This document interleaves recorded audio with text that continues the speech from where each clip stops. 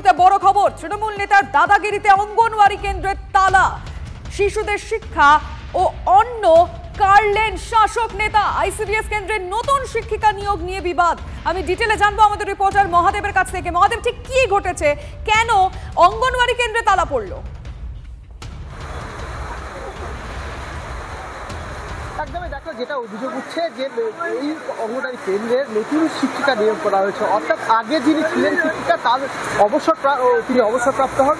তার পরবর্তীকালে যে নতুন নিয়োগ করা হয় সেক্ষেত্রে এই তৃণমূল নেতার দাবি যে তার একজন ঘনিষ্ঠ রয়েছেন, তিনি আগে আবেদন করেছিলেন এখানে শিক্ষিকার পদে, এবং সেই কারণেই কিন্তু যে অঙ্গনওয়াড়ি নতুন শিক্ষিকা নিয়োগ করা হয় এবং তাতেই বিবাদ।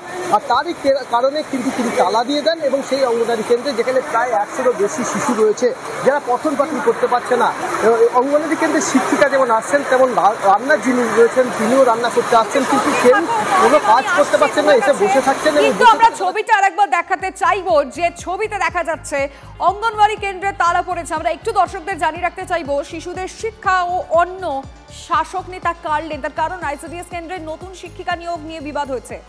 নিজের ঘনিষ্ঠকে নিয়োগের জন্য সরকারি আধিকারিককে নির্দেশ দিয়েছেন তৃণমূল নেতা। ভাবতে পারেন, শুধুমাত্র নিজের ঘনিষ্ঠ একজনকে নিয়োগ করা হবে বলে।